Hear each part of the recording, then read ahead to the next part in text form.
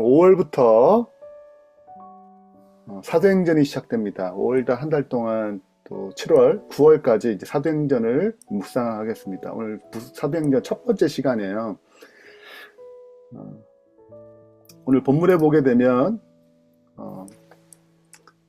예수님께서 40일 동안 제자들에게 하늘 나라의 일을 말씀하십니다. 그리고 예수님 또 부활하셨잖아요. 그리고 그들이 갖고 있는 생각이 여전히 저 하늘나라에 보이지 않는 하나님의 나라의 어떤 세운 은혜의 왕국이 아니고 현재 눈에 보이는 정치적이고 실질적인 이스라엘 나라의 회복을 여전히 기대했어요. 편견을 깨트리기 그게 어려운 것입니다.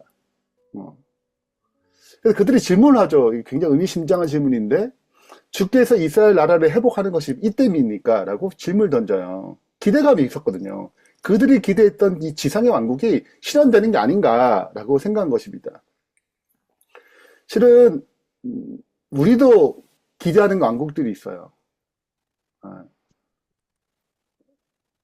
신앙을 하긴 하지만 그 신앙을 통해서 내가 바라는 것들이 있습니다. 어쩌면 안전적인 재정이 될 수 있고, 건강한 몸이 될 수 있고, 문제없는 인간관계, 사회적 성공, 뭐 이런 것이 될 수 있어요. 그래서 제자들이 기대했던 것처럼 굉장히 현실적인 그들의 기대를 세웠던 것처럼 우리도 신앙이라는 도구를 힘입어서 우리가 기대했던 어떤 굉장히 실질적인 어떤 유익을 얻고자 하는 마음을 갖출 수 있어요. 이게 꼭 나쁜 건 아니지만 이걸 이루기 위해서 하나님이 도구화되는 위험성이 있는 것입니다. 제자들도 이런 위험성에 빠질 수 있는 위기가 있어요. 근데 예수님께서는 여기에 대해서 설명을 하지 않으시고 어떻게 말씀하시냐면 알 필요 없다 그래. 때와 기한은 아버지께서는 알 필요 없다. 때와 시기를 알려주지 않아요. 그걸 설명하지 않아요. 그리고 성령이 올 때까지 기다리래요.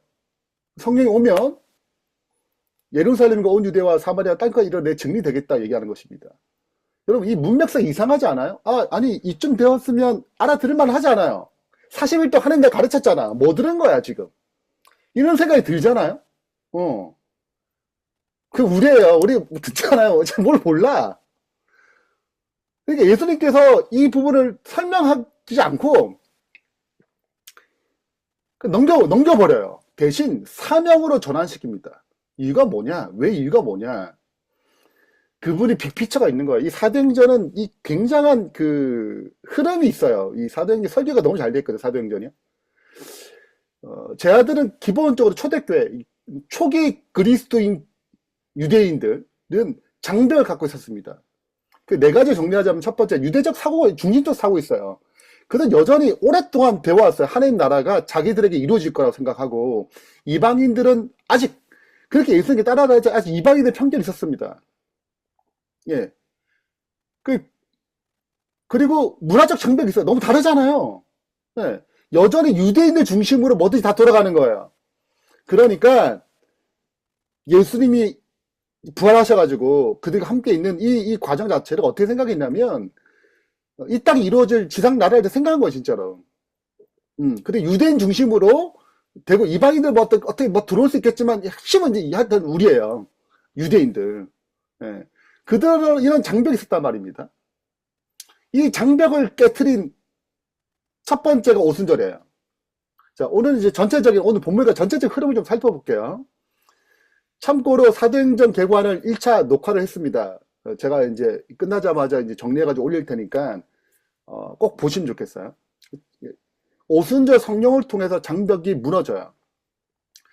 사도행 2장을 보면 사도 바울이 설교하는데, 사도 바울 설교를 딱 들어오면 사도 바울의 핵심의 설교가 그분이 왜 성령이 임하셨느냐, 하나님이 예수님을 높이셨고, 그리고 그분이 주와 그리스도가 되게 하셨어요. 그리스도라는 말은 왕이에요. 그러니까 이제 그들은 이제 눈에 보이는 지상 왕국이 아니고 보이지 않는 하나님 나라가 세워지는구나. 그분이 하늘에서 왕이 되셨구나. 지금 이제 성령의 임재함으로 그들이 그동안에 막혀있던 장벽들이 깨지기 시작하는 것입니다.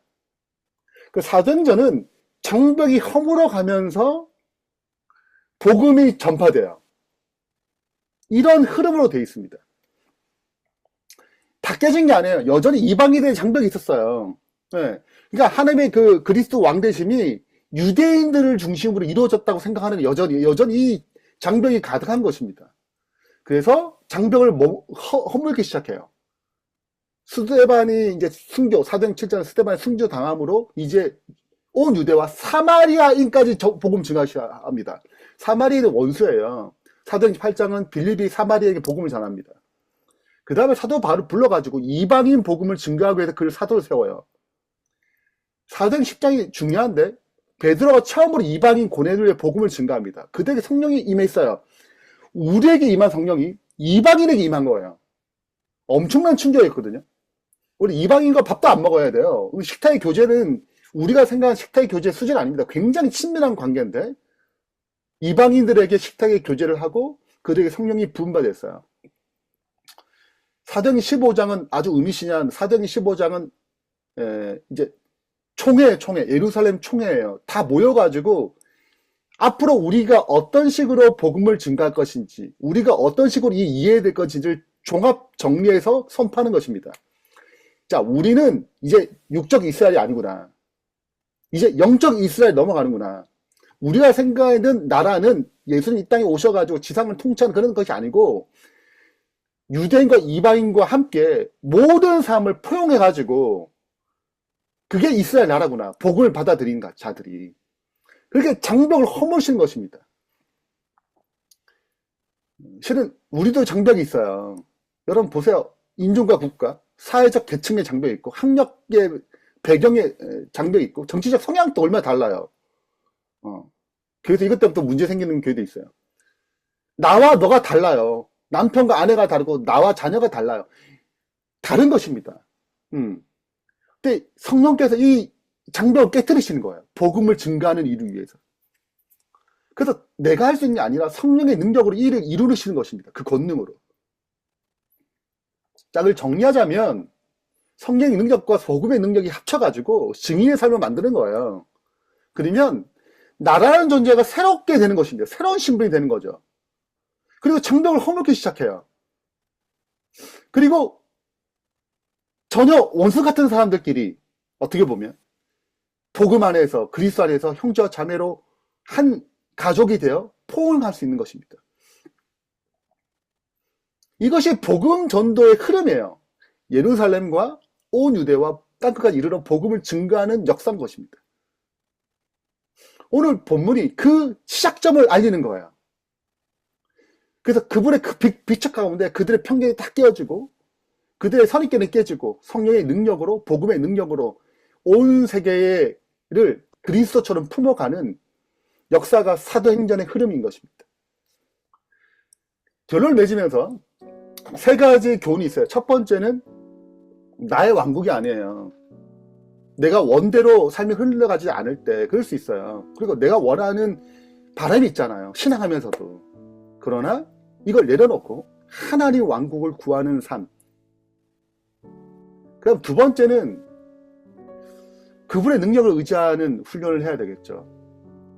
이것이 하나님의 나라를 통치하는 방법이거든요. 성령께서 일하세요. 그래서 우리가 그 나라의 백성은 성령은 일하는 법, 성령께서 나를 통하여 일하는 법을 꼭 배워야 되는 것입니다.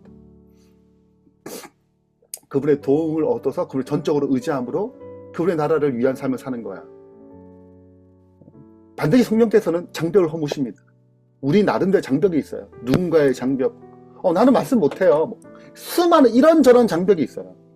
우리가 성령님께 내어드리고 그 복음의 능력으로 우리 장벽을 뛰어넘어 장벽을 깨뜨려서 또 낯선 사람에게 다가감으로 우리 말씀의 증인, 복음의 증인이 되기를 바라면서 오늘 말씀 마치겠습니다.